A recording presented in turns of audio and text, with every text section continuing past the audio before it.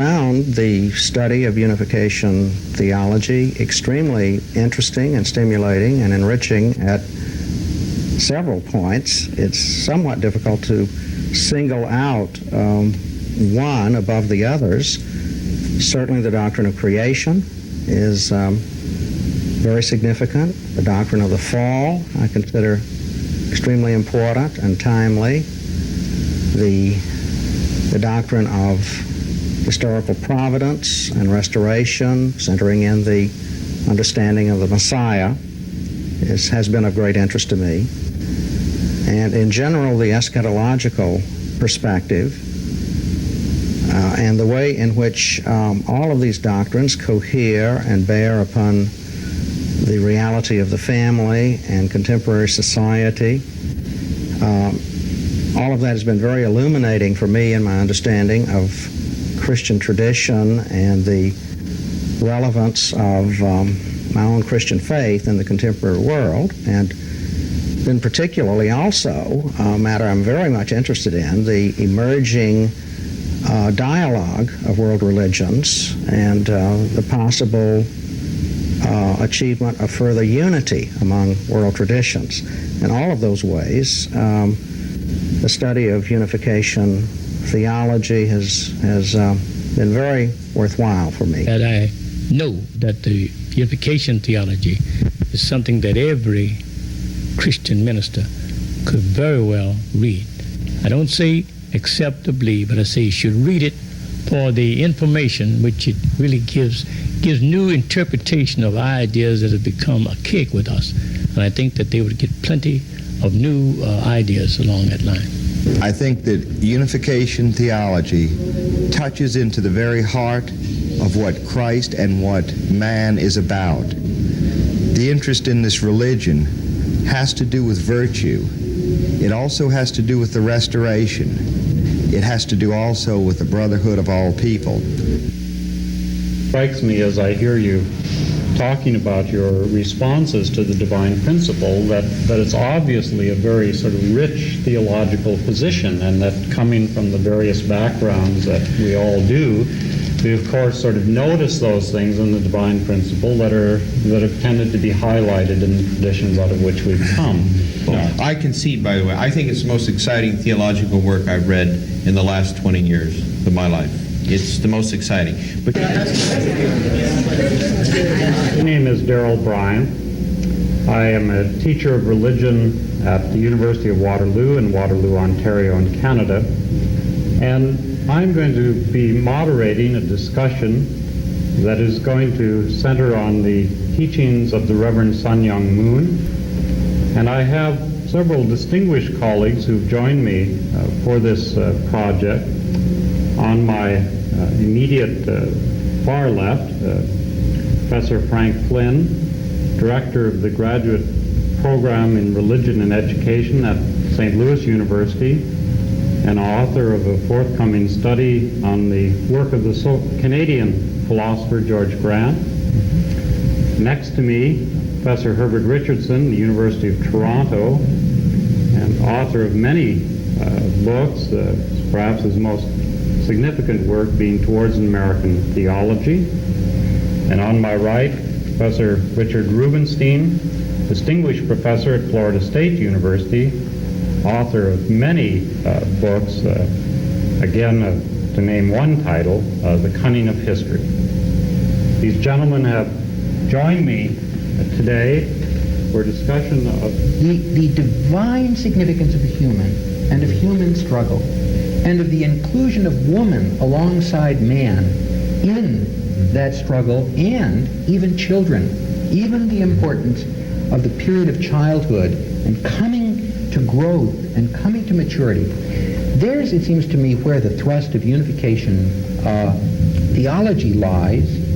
we have rushed to become adults without paying attention to the whole slow, necessary stages in the developmental process of becoming fully human beings who can therefore be open to a spiritual or divine dimension. Now on that level, it seems to me, when we therefore think about how religion has to deploy itself in the modern world, we see that the real threats to religion are precisely those movements, those secular movements that deny that human beings grow into spiritual beings, beings capable of a relationship with God, and a kind of secular insistence that human beings are nothing but biological, material beings, and the whole state apparatus that at present, for example, is declaring that people who have religious experience are brainwashed. Now that's why it seems to me Reverend Moon says that the real threat to human beings today is secularism, is materialism. A shorthand for that is communism. Communism to me is like having a plant that grows up and then before it flowers you snip the bud off. The spiritual dimension is like the flowering head, and by seeing man in a certain sense, the divine dimension is like the sun, and the flower opens for the sun. And communism wants to keep man only rooted in the soil. And I think that quite frankly, there's information now coming in. Do you know what is growing in Russia? It's Pentecostalism, which stresses this openness to the divine. And I'm a professor of theology at the University of Toronto. I was trained at Harvard and taught there for a number of years, and have been very interested in both international and ecumenical theology. I've taught in France and in Germany, and been in Japan and Korea. These are some of the reasons why I'm so interested in the Unification Church.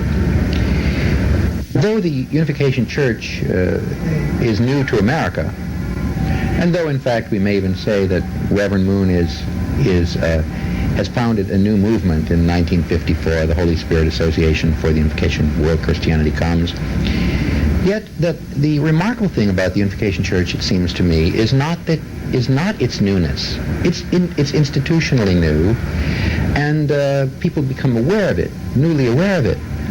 But at the heart of Unification teaching is the strong reaffirmation and creative recombination of those teachings that are central to the Bible and that have been reiterated again and again in the Christian tradition. In fact, the Unification Church is an authentically Christian, powerfully Christian, and creatively Christian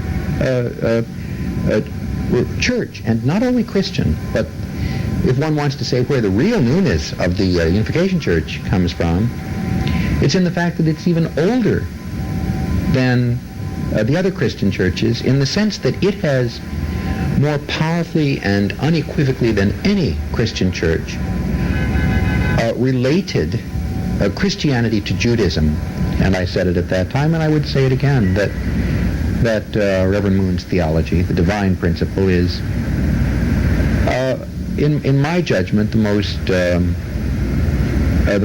creative and the most comprehensive and the most significant theological statement in the 20th century. I was that we might focus a bit more on that topic and turn to the question of, what specifically was God's purpose in creation? And I think here the Unification Church has some very interesting things to say, things that are in many respects consistent with other theological traditions, and their emphasis on what they often call the three blessings. The notion that man was created to grow to maturity in terms of his or her relationship with God, as a preparation for moving into yet another stage in the unfolding of life, marriage and the raising of children, and yet that's not the end of God's purpose in creation, but it's also to, as they say, to build the kingdom of God on earth. So you have this kind of interesting progression in the unification doctrine of creation, and this kind of concretization of what it is that God is wanting to do, and centered, as it is, as you well know, on the notion of marriage and family. You know, on the doctrine of creation, the thing that fascinated me there is how consequential Moon is in stating very, very strongly that the image of God in man is precisely human fatherhood and motherhood. We talk about God our Father in Christian theology, but then we talk about the Imago Dei. We don't talk about the role of being a father and being a mother as the very act in which human beings express God-likeness. We tend to talk about human rationality, human creativity. But in unification theology, there's the linking of this Christian notion of God as Father, right in the doctrine of the Trinity, with the Imago Dei, and saying human parenthood. That's where the Imago Dei is found. I think what's strong about unification, though, is that it doesn't simply have a set of secular relationships. It does have that, but it also has a set of theological relationships between groups of family. They now talk about trinities in family, trinity relationships in family. And I find that reinforcing. I think the extended family notion, if it's kept purely on a strictly social dimension, I think it's going to tend to disintegrate. I like it. It's going to disintegrate. Well, I personally, I'm not all that thrilled with the extended family. I find obviously, if one can be convinced that there are at least three parties to every marriage, the husband, the wife, and God, then you have a cement which is very, very profound. I think in our secular culture this was lost. One of the reasons why I look sympathetically on what the Unification Church is attempting to do is because they're attempting to find this cement. In unification theology, there's the belief that when God created Adam and Eve, and here we're talking about when God creates anyone, you and me, when God created Adam and Eve, they were created as basically children, babies, just as we're born as children and babies. And that the task for human life that actually God intended for Adam and Eve and that God intends for each of us is that we develop both physically and spiritually, and that we go through the stage in the life process of moving from childlike dependence and learning through imitation and receiving love to the stage of young adulthood where we share love and then where we become parents and can give love to children. And when we become parents and give love to children, then we become like God, who is our heavenly parent who gives love to us. Now, the interesting thing about this, it's a process. It's the human process is the process of divinization or becoming like God. But the critical thing that's so different from much Western Christianity is that the key unit is the idea of the family.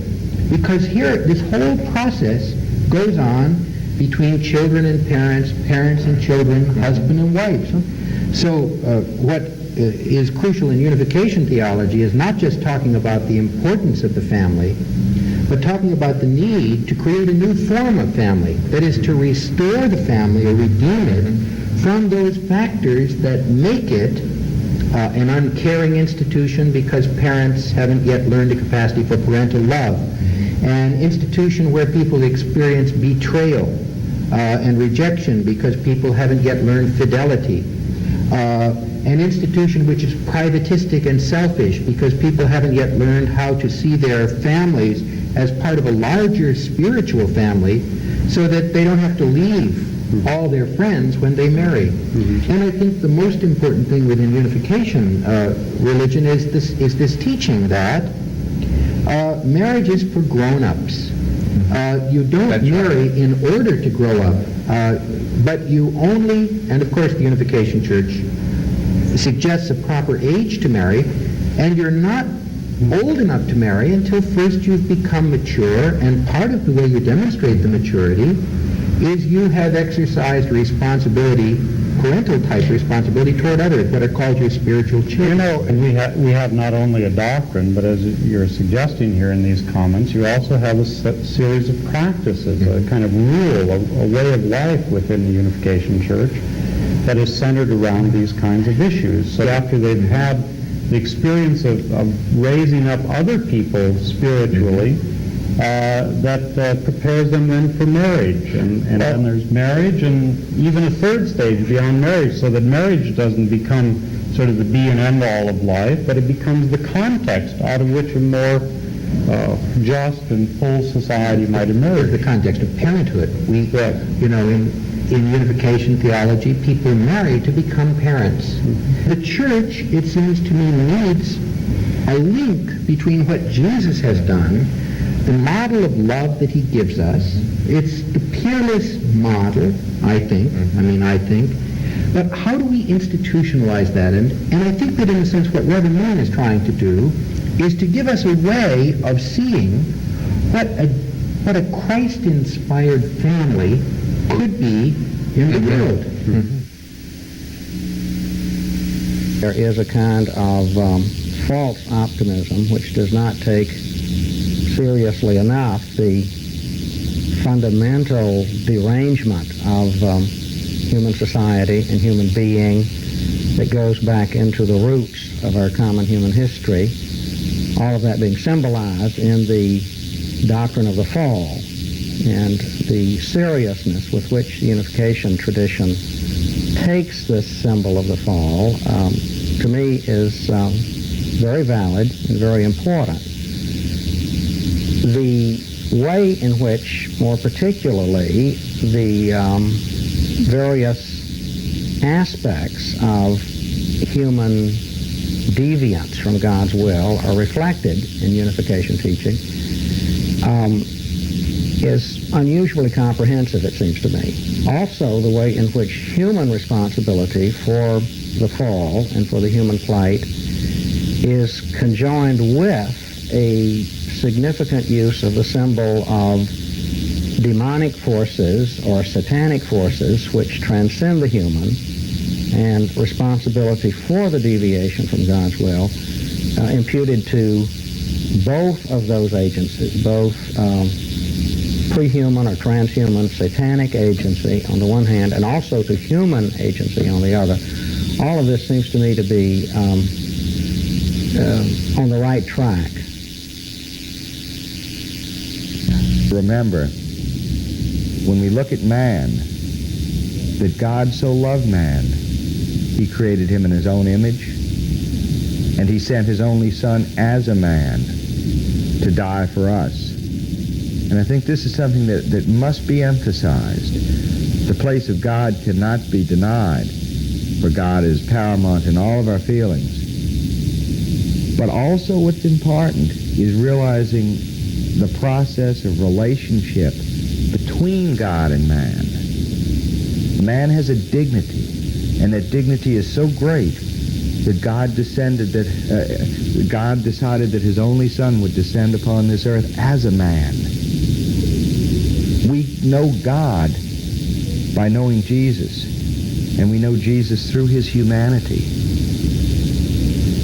The whole idea of history, that thing in which humanity is involved, is a process to gain restoration through our own responses to our loving God. And within this configuration, I see something very beautiful being said. And that has to do with the dignity of man, the intrinsic worth of the individual.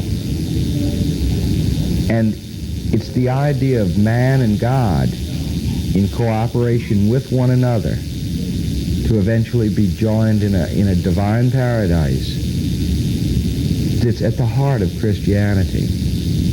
I think in many instances, religious people have a tendency to debilitate the idea of humanity. And there are problems in terms of secular humanism, but the spirit and idea of humanity itself is a divine thing that we can't forget. One of the things that I've seen here in the analysis of history and in the articulation of the principle as a process as an understanding of the process towards restoration is the validity of this thing that I and all other human beings experience, that thing of being a human, that thing of knowing that God himself became human. This is something that can't be forgotten. However, that humanity cannot be the center of what we are. That humanity must center around a relationship to God. This was very succinctly and very beautifully put forward during this conference. And very clearly done, too, because I think that this is what we're working with, a process that requires relationship of the human being to the divine, with God as the center of that relationship. Interesting point is found in one of the lectures, and it's called Jesus is Life, and the implications for Christian renewal. This was one of the lectures that I heard, and I find that it was very interesting because we receive from the life of Christ the way that we should live our lives. He directs us in truth, and the Unification Church seemed to have harnessed this idea and realized that it doesn't just mean talking about religion, but it means having a foundation and substance in one's life. In other words, having Christ in you. And I believe they call this the incarnation of the Word in the individual.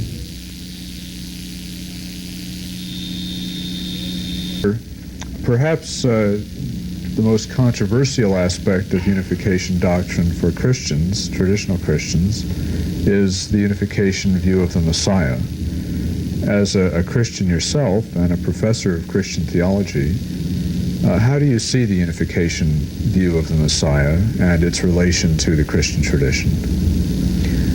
I think the unification understanding of the Messiah, or the doctrine of the Messiah, or Christology, is very penetrating and very challenging to Christian tradition and to conventional contemporary Christian theology.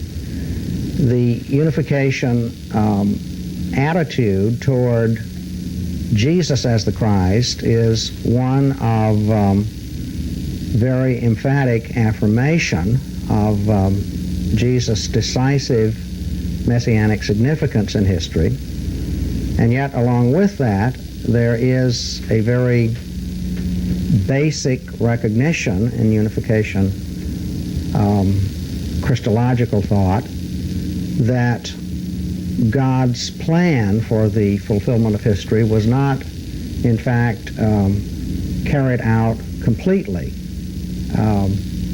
in Jesus, but rather it was frustrated so that there was a return of Jesus promised and looked forward to at the time of the founding of the Christian church.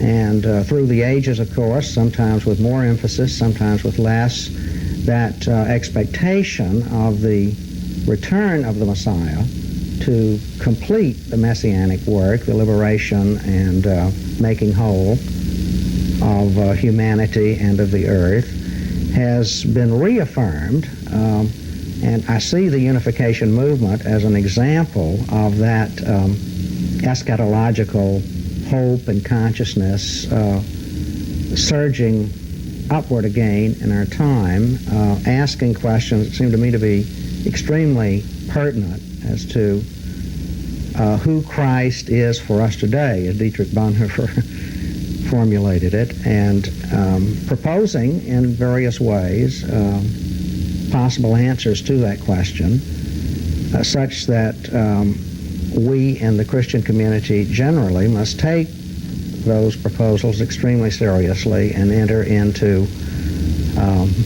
discussion and dialogue with unification thought about these issues. And in doing that, I think we greatly sensitize and catalyze our own messianic consciousness, if you will, our own Christological insight. So along those lines, I find the doctrine of the Messiah indeed to be, in some ways, the center of this whole theological movement.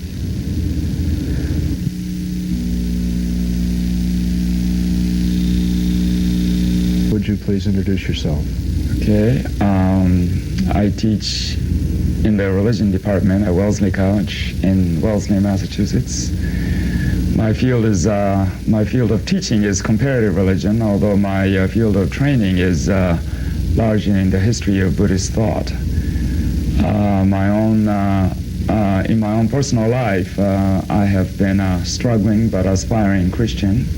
That's the only tradition I've ever identified myself as, a struggling but aspiring member. Dr. Kudera, as a Christian and not a member of the Unification Church, you've nevertheless had considerable contact with the Unification Church over the last few years. As a student of religion, a professor of religion, what do you find most interesting or significant about the Unification movement? Well, my interest in the last couple of years in the Unification, not so much movement, but in Unification thought, comes from my professional interest in studying comparative religion, especially in the Asiatic cultural and historic context. But also it comes from my own personal search for point of contact, point of mediation between Asia and the West, particularly Buddhist and Confucian East and Christian West. I don't mean to say that the East is only Buddhist and Confucian just as much as the West is only Confucian. Of course, that is not so. But in my own personal life, apart from my life as a student and teacher of religion, that's one of the two reasons why I've been interested in observing the Unification movement.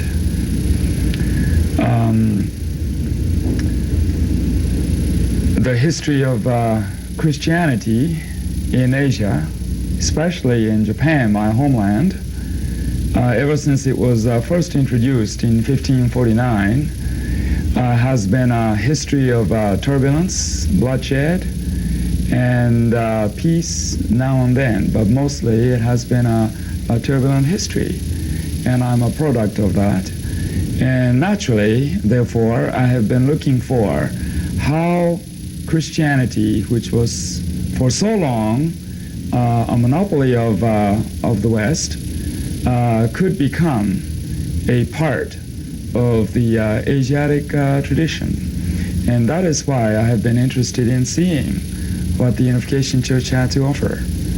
And some of my discoveries thus far have been greatly encouraging and reassuring to me, although there are some aspects of the Unification movement that I find rather premature, and perhaps that's an area in which I can be of some help as a critical observer. Are there any other aspects of Unification teaching or practice that you find worthy of note?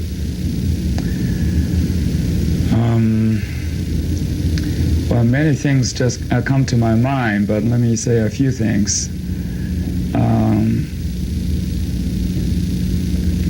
One is that I am deeply persuaded by the New Testament proclamation that God loved the world, not just the Western world, certainly not just the Christian church, that he gave his only begotten Son.